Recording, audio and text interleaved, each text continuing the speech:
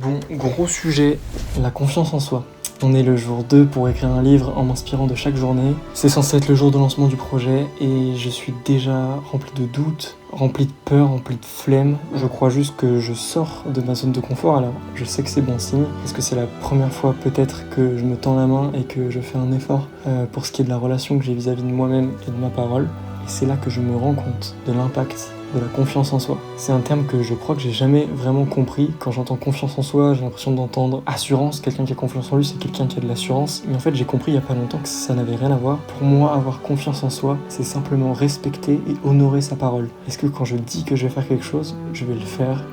Personnellement, sur ces 5 dernières années, je crois que j'ai complètement chié la relation que j'avais vis-à-vis de ma parole et vis-à-vis de moi-même. Parce que le fait est que quand je dis quelque chose, souvent, je le fais pas. Et ce projet vient vraiment me réveiller à ce niveau-là. Donc je me rends compte que c'est facile d'être très dur avec soi-même, de culpabiliser, de s'en vouloir, de juste se trouver nul, de croire qu'on a un problème de procrastination, de motivation. Mais je crois sincèrement, j'ai espoir dans le fait qu'il faut juste arriver à être en relation avec soi-même, à tisser un lien d'amour, d'amitié. Et je pense que ça commence par des choses toutes petites. On veut tous obtenir des choses qui nous paraissent vertigisement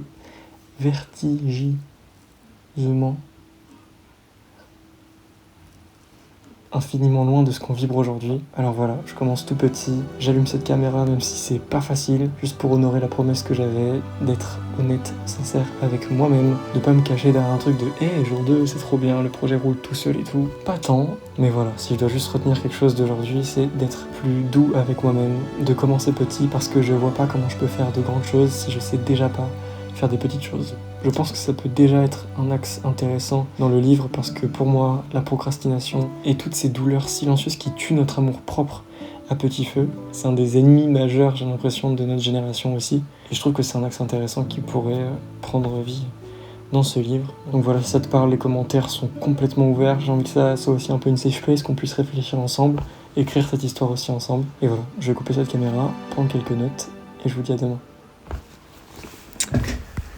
Pas mal. On en fait quelque chose. Et ça, c'est cool.